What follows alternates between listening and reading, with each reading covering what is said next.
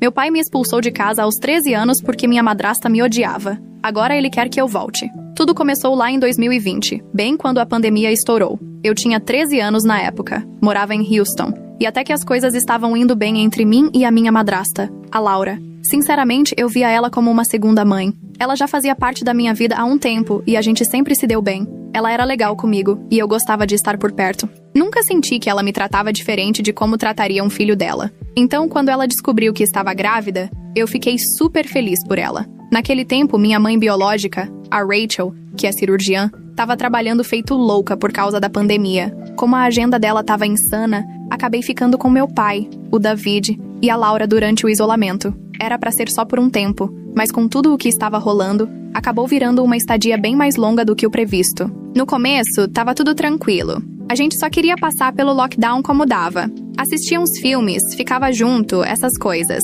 Achei que ia ser legal passar mais tempo com eles, principalmente porque a Laura estava grávida. Achei que faria parte dessa nova fase, ajudando com o bebê, sendo uma irmã mais velha da hora. Mas, as coisas não foram bem assim. Quando a Laura estava com uns 4 meses de gravidez, as coisas começaram a mudar. No início, eram só detalhes.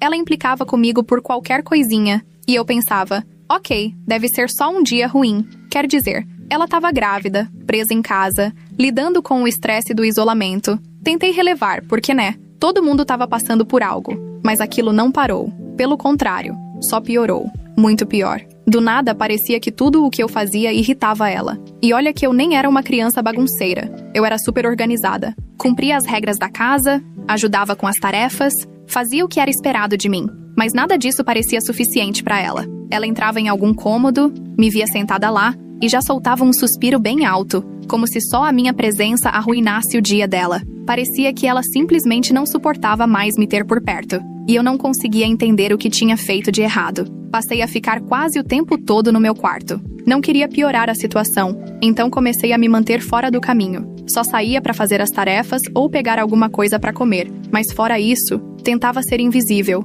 Mesmo assim, ela ainda arranjava motivo para ficar brava. Teve um dia que ela entrou no meu quarto furiosa, gritando que o cheiro estava tão ruim que ela estava passando mal. Eu olhei em volta e não vi nada demais. A única coisa ali era um saco de salgadinho meio comido na mesa. E só. Antes que eu conseguisse falar qualquer coisa, ela começou a chorar. Mas chorar de verdade, soluçando como se eu tivesse feito algo horrível. Meu pai correu para acalmar ela como sempre, dizendo que estava tudo bem, tentando consolar. Eu só fiquei ali, completamente sem entender nada. Tipo, o que acabou de acontecer. Eles jogaram a culpa na gravidez, dizendo que os hormônios estavam deixando ela sensível. Mas pra mim não parecia ser só isso. Parecia que ela realmente me odiava, e ninguém queria admitir. E não foi só aquele dia, não. Tudo o que eu fazia parecia incomodar. Eu ficava quietinha, lendo ou assistindo algo no celular, e ela aparecia brigando porque eu não estava ajudando na casa, mesmo já tendo feito todas as minhas tarefas.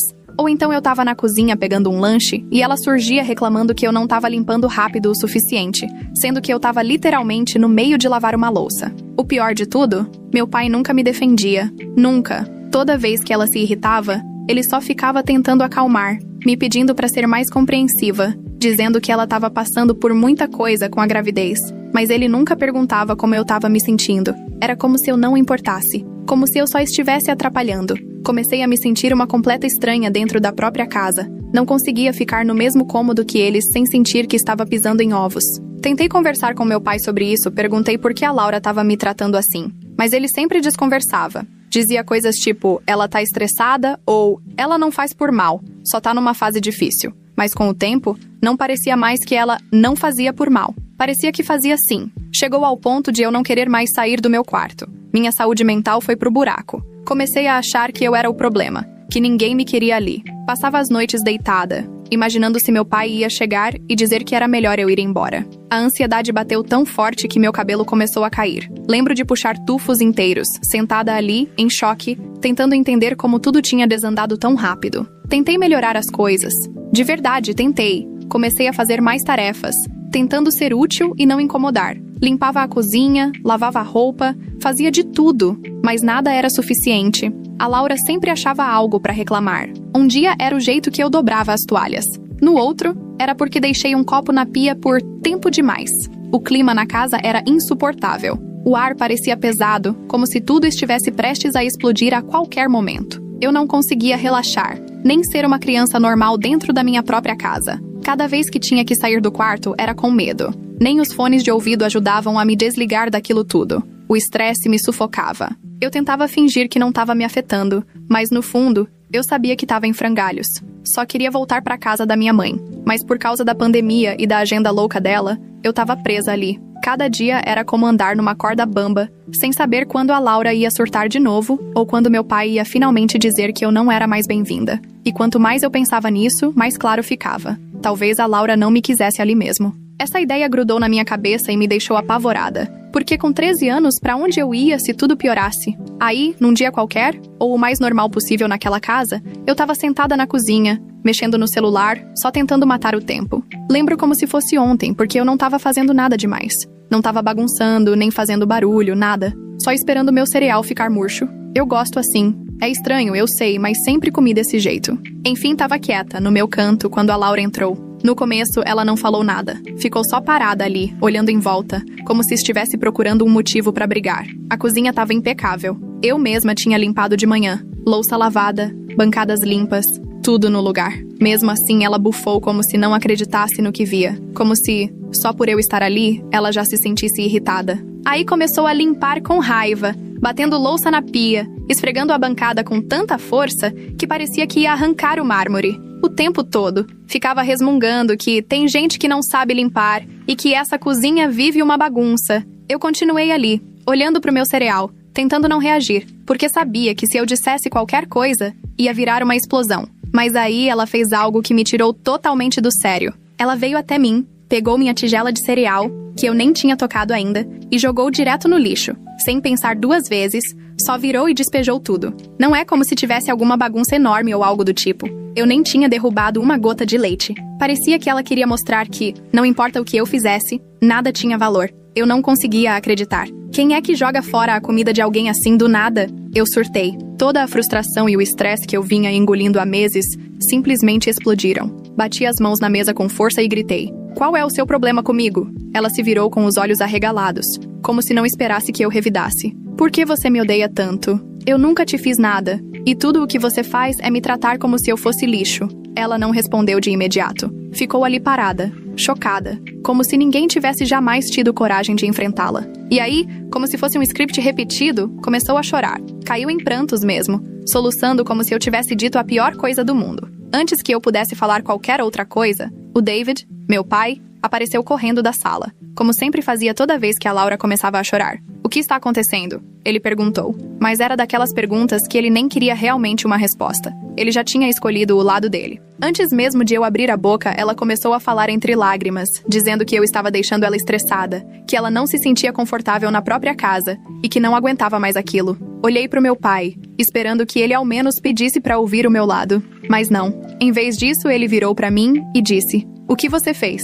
Como se fosse óbvio que a culpa era minha. Como se eu tivesse feito algo tão terrível a ponto de provocar aquele show de lágrimas. Eu fiquei sem reação. Apenas encarei ele, sem conseguir acreditar. Foi aí que a Laura soltou a bomba. Ainda chorando, ela disse: "Eu não quero ela perto do meu bebê. Esse estresse tá acabando comigo. Isso não faz bem pra mim e muito menos pro bebê. Ela precisa sair daqui." Foi nesse momento que meu pai me levou pro meu quarto, como se eu fosse a culpada de tudo. Ele fechou a porta atrás de nós e me olhou com aquela cara de quem vai falar algo sério. Meu coração disparou, porque no fundo eu já sabia que o que ele ia dizer mudaria tudo entre a gente. "Você deve estar fazendo alguma coisa com a Laura", ele disse. "Ninguém odeia uma criança sem motivo. Você precisa parar de estressá-la ou vai ter que sair. Não posso deixar ela nesse estado grávida do jeito que tá. Isso não é saudável pra ela e nem pro bebê." Foi como se o chão tivesse sumido sob meus pés. Eu não conseguia nem processar aquilo. A Laura queria me tirar da casa. E em vez de tentar entender o que estava acontecendo ou me defender, meu pai simplesmente ficou do lado dela. Era como se eu não importasse. Como se eu fosse só um problema a ser resolvido. Fiquei ali parada, encarando ele, sem saber o que dizer. 1 milhão de pensamentos passando pela minha cabeça. Mas nenhum fazia sentido. Tudo o que eu sentia era um peso esmagador no peito, como se eu estivesse sufocando. Não sabia o que fazer, então só assenti com a cabeça, peguei uma mochila e comecei a juntar umas roupas. Eu também não queria mais ficar ali. Depois de tudo aquilo, era impossível. Voltei pro meu quarto, tranquei a porta e fui direto pras redes sociais. Fiz um post perguntando se alguém tinha um lugar onde eu pudesse ficar. Contei tudo, sem esconder nada. Não me importava se iam achar que eu estava exagerando ou sendo dramática. Eu só precisava sair dali. Meu celular começou a apitar sem parar logo depois, mas eu ignorei. Peguei minha mochila, enfiei umas roupas dentro e saí pela janela. Nem foi difícil. Meu quarto ficava no térreo e, pra falar a verdade, não era a primeira vez que eu fazia isso. Eu só queria estar em qualquer lugar que não fosse aquela casa. No começo, nem sabia pra onde ir, mas imaginei que poderia passar uns dias na casa de alguma amiga. Eu não aguentava mais nenhum segundo ali dentro, não depois do que meu pai disse. Caminhei por uns 30 minutos antes de pensar em ligar o celular de novo. Choveram mensagens, do meu pai, da Laura, de gente comentando o meu post. Não li nenhuma. Desliguei o telefone de novo e continuei andando. Acabei indo pra casa de uma amiga, e os pais dela me deixaram dormir lá. Não contei tudo pra eles. Só disse que as coisas estavam difíceis em casa e que eu precisava de um lugar pra passar a noite. Eles não fizeram muitas perguntas, e eu agradeci por isso. Mandei uma mensagem pra minha mãe usando o celular da minha amiga, contando o que tinha acontecido. Ela não pôde me ligar na hora. Tava numa cirurgia, mas disse que mandaria minha tia me buscar no dia seguinte. Pra mim, isso já era o suficiente. Eu só precisava de um tempo longe de tudo. Quando finalmente consegui dormir aquela noite, não parava de pensar naquilo que meu pai tinha dito. Ninguém odeia uma criança sem motivo. Essa frase ficou ecoando na minha cabeça, sem parar. E quanto mais eu pensava, mais raiva eu sentia. Como ele podia acreditar nisso? Como ele podia simplesmente assumir que eu merecia aquilo? Eu fiz de tudo pra não incomodar a Laura, ajudei na casa, tentei deixar tudo mais fácil pra todo mundo, e no fim, foi assim que me trataram. Eu não sabia o que ia acontecer depois, mas de uma coisa eu tinha certeza. Eu não ia voltar pra aquela casa. Não depois do que eu vi. Na manhã seguinte, acordei na casa da minha amiga com a cabeça meio zonza.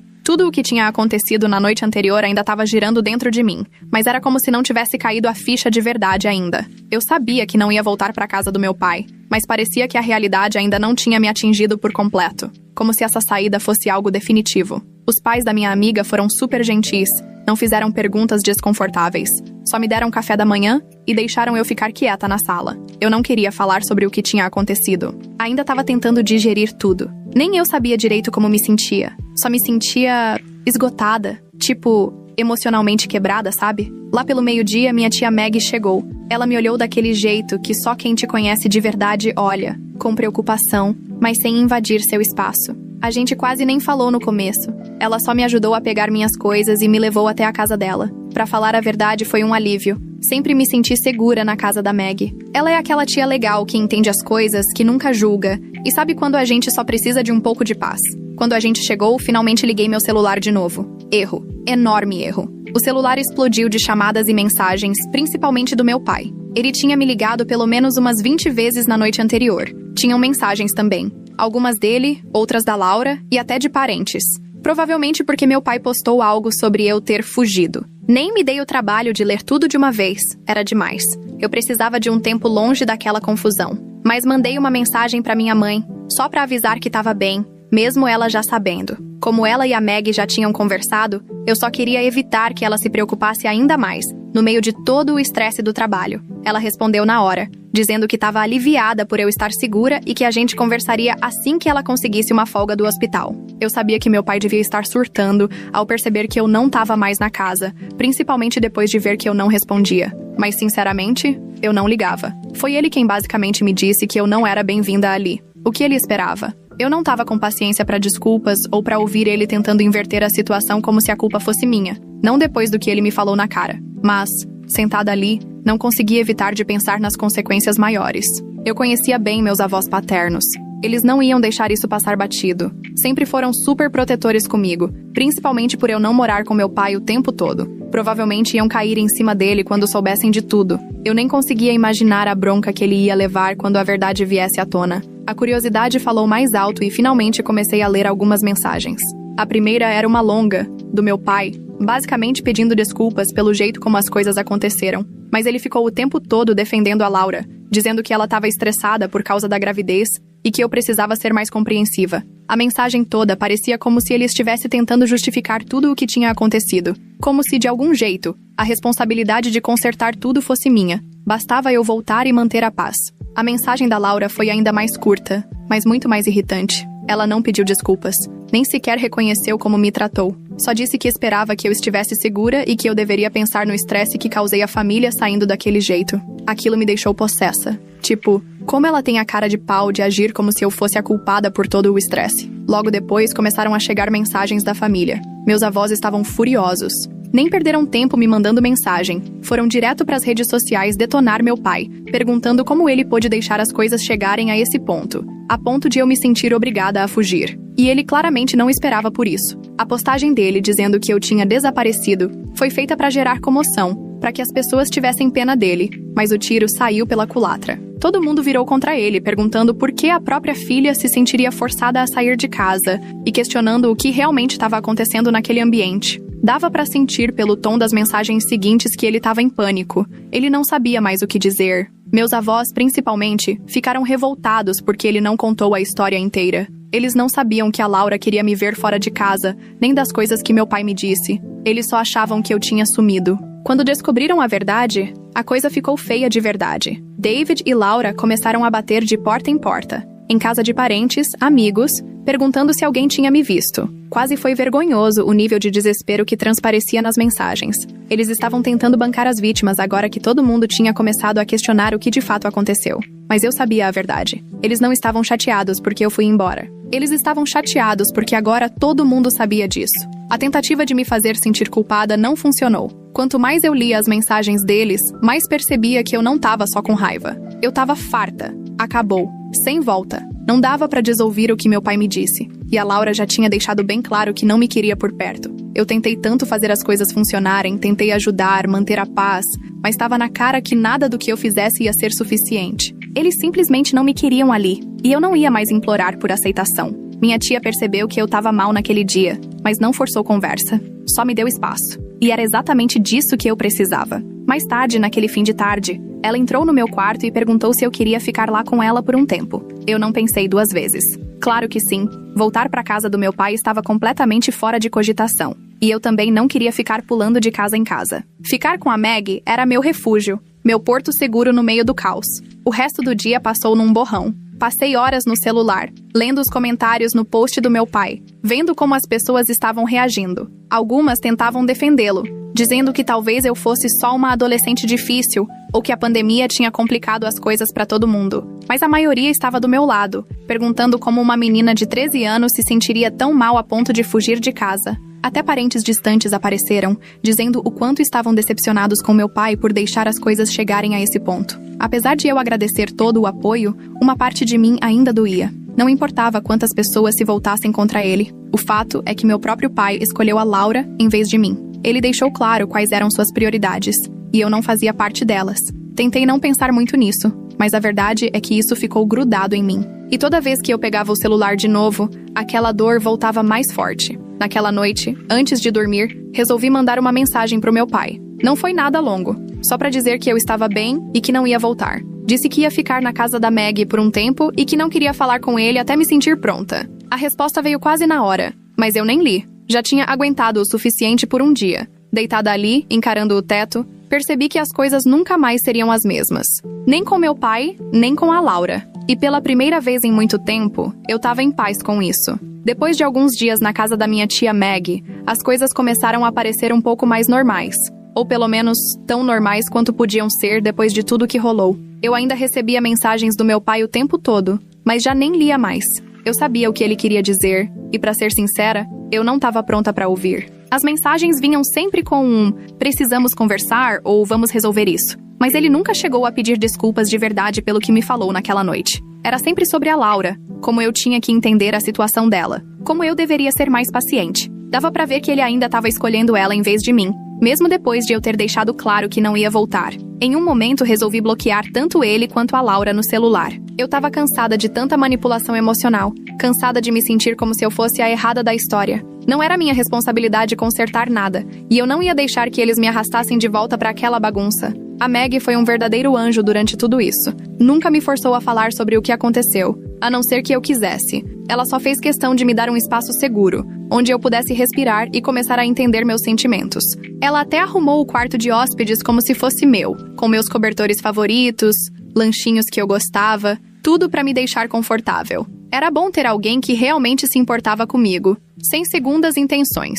Um dia, a gente estava sentada na cozinha e a Maggie me perguntou: "Você acha que um dia vai conversar com seu pai de novo?" Ela não estava sendo insistente. Foi mais como se me desse a oportunidade de desabafar, caso eu quisesse. Não respondi na hora, porque sinceramente eu nem sabia como me sentia. Parte de mim queria acreditar que meu pai ainda podia consertar as coisas, que ele podia de algum jeito fazer tudo ficar bem. Mas a outra parte, aquela que ouviu ele dizendo coisas horríveis, não achava isso possível. "Como é que a gente supera algo assim?" Eu respondi por fim. "Não sei. Eu queria conversar com ele, mas não sei se consigo perdoar, não depois do que ele disse." A Maggie assentiu com a cabeça. "Justo. Você não precisa decidir nada agora. Vai no seu tempo." Era exatamente o que eu precisava ouvir. Eu não precisava de uma solução imediata. Eu precisava de espaço para digerir tudo. Enquanto isso, meus avós ainda estavam furiosos com meu pai. Eu nem precisei explicar nada para eles. Eles já tinham entendido tudo sozinhos. A partir das postagens do meu pai nas redes sociais e conversas com outros parentes, eles cortaram contato com ele. E, para ser bem sincera, isso me surpreendeu. Achei que eles ficariam bravos, mas não esperava que cortassem laços daquele jeito. Acho que isso me mostrou que eu não era a única a achar que meu pai errou. De vez em quando, minha avó me ligava para saber como eu tava. Nunca falava do meu pai e eu agradecia por isso. Ela só perguntava como eu estava, como estavam as coisas na casa da Maggie, se eu precisava de alguma coisa. Acho que ela estava tentando compensar o caos todo. E mesmo que nada daquilo fosse culpa dela, era reconfortante saber que, pelo menos, alguém da família estava do meu lado. A vida na casa da Maggie era 1000 vezes mais tranquila do que na casa do meu pai. Não tinha tensão, nem aquele clima pesado de pisar em ovos. Eu finalmente conseguia respirar de novo. Passei a fazer as aulas online por causa da pandemia e ajudava a Maggie nas coisas da casa. Não era nada emocionante, mas depois de meses vivendo em modo de sobrevivência, era tudo o que eu precisava. Mas mesmo com todo o apoio da minha tia e dos meus avós, ainda existia um vazio dentro de mim. Quer dizer, eu estava aliviada de ter saído da casa do meu pai, mas não conseguia parar de pensar no meu irmãozinho. Eu ainda não conhecia ele, e uma parte de mim se preocupava com a ideia de que, ao me afastar do meu pai e da Laura, eu acabasse perdendo a chance de ser irmã dele. Ele não tinha culpa de nada, e não parecia justo que eu perdesse esse vínculo por causa do que rolou entre mim e meu pai. Eu tentava não pensar muito nisso, mas era difícil. Sempre que pensava no meu futuro, me perguntava se meu irmão faria parte dele. Mas ao mesmo tempo, eu sabia que voltar para casa do meu pai, mesmo que fosse só para ver o bebê, não era uma opção. Pelo menos por enquanto. Eu não estava pronta para encarar eles. E talvez eu nunca estivesse. Uma noite, enquanto eu estava mexendo no celular, apareceu uma notificação das redes sociais do meu pai. Ele tinha postado uma daquelas mensagens longas, arrastadas, falando sobre família e como se arrependia das coisas que aconteceram entre a gente. Era óbvio que aquilo era para mim. Mesmo sem citar meu nome, ele escreveu sobre querer consertar as coisas e reunir a família de novo. Ler aquilo me fez sentir raiva tudo de novo. Ele estava agindo como se postar algo online fosse o mesmo que pedir desculpas diretamente. Como se uma mensagem vaga, cheia de drama emocional, fosse suficiente para consertar tudo. Mas não era. Se ele realmente se importasse, teria ligado para minha tia, escrito uma carta para mim, feito alguma coisa de verdade, não tentado ganhar simpatia de estranhos na internet. Desliguei o celular e joguei na cama. Eu não ia deixar ele me arrastar de volta pro drama dele. Não dessa vez. Na manhã seguinte, contei pra Maggie sobre o post. Ela balançou a cabeça e disse: "Bem típico do seu pai. Ele não sabe simplesmente admitir que errou." E esse era exatamente o problema. Ele não queria admitir que errou. Só queria que tudo voltasse ao que era antes, como se nada tivesse acontecido. Mas eu não era mais a mesma pessoa. E não ia fingir que estava tudo bem só pra ele se sentir melhor. Depois disso, decidi cortar ele da minha vida de vez. Deixei de seguir nas redes sociais, bloqueei o número dele e pedi pra Maggie só me contar algo sobre ele se fosse realmente importante. Eu precisava de espaço para seguir com a minha vida, e enquanto ele continuasse tentando me puxar de volta, eu nunca ia conseguir. Foi difícil. Mais difícil do que eu esperava. Cortar alguém da sua vida, mesmo que tenha te machucado, não é tão simples quanto apertar um botão de bloquear. Tiveram momentos em que eu queria mandar mensagem, em que sentia falta de como as coisas eram antes. Mas aí eu lembrava daquela noite, das coisas que ele me disse. E lembrava porque eu precisava manter distância. Seguir em frente sem ele não era fácil, mas era o certo. Era a única opção que me restava. Avançando alguns anos, consegui manter distância do meu pai e manter aquela parte da minha vida separada. Não foi simples, ainda mais com tudo o que andava acontecendo com a minha própria saúde. Mas finalmente eu tinha encontrado um equilíbrio. Não era perfeito, mas eu tinha construído uma vida que funcionava pra mim. Aí, Do nada, recebo uma mensagem do meu pai, depois de anos de silêncio. De repente, ele queria conversar. No começo, achei que talvez, só talvez, ele estivesse tentando se desculpar. Ou quem sabe tinha caído na real e queria consertar tudo. Mas não. Aquilo não tinha nada a ver com reconciliação. Era sobre a vida dele desmoronando. E eu, aparentemente, era a única pessoa que poderia ajudar ele a juntar os cacos. Acontece que a esposa dele, minha madrasta, tinha virado contra ele. Começou a acusar ele de ser violento, agressivo, machista, o pacote completo. E o pior? Tudo mentira. Ela estava fazendo o mesmo jogo sujo que fez comigo anos atrás. Só que dessa vez, ele era a vítima. Confesso que na hora que li a mensagem, senti um déjà vu esquisito. Dava até pra ouvir a voz dela na minha cabeça, jogando as mesmas acusações absurdas, distorcendo tudo pra parecer a coitadinha da história. Eu já tinha passado por isso. Eu sabia como era se sentir manipulada por ela. Mas a diferença é que, quando ela fez isso comigo, meu pai ficou do lado dela e deixou tudo acontecer. Ele chegou a ser violento comigo por causa disso. E eu fui a que acabou expulsa da família. Agora ele é quem foi chutado de casa, sem ter pra onde ir. E pra ser sincera, foi difícil sentir pena. Pelo que entendi, ela virou todo o círculo social contra ele. Ele estava enfrentando acusações sérias, processos legais, e ninguém acreditava na versão dele. Ela pintou ele como um monstro, e agora, ele estava desesperado. Mas o que mais me chocou foi quando ele contou que tentou ir até meus avós paternos, e eles deram as costas para ele. Meus avós, os mesmos que sempre estiveram do lado dele, custasse o que custasse. E agora,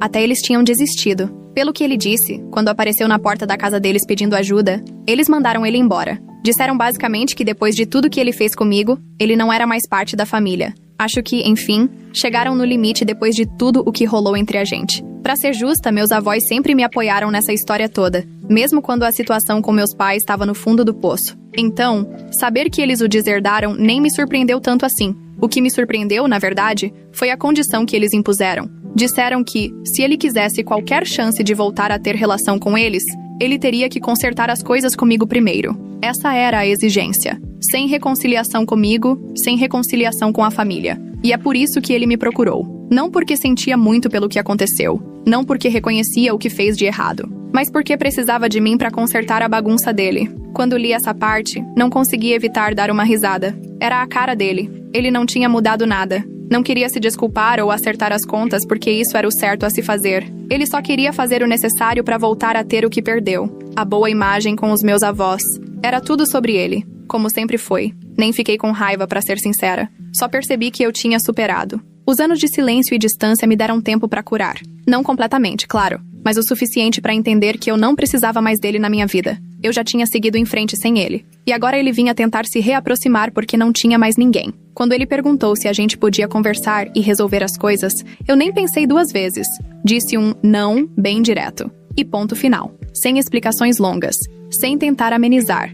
Só um não firme e claro. Eu não ia ser a salvação dele. Não depois de tudo que ele fez.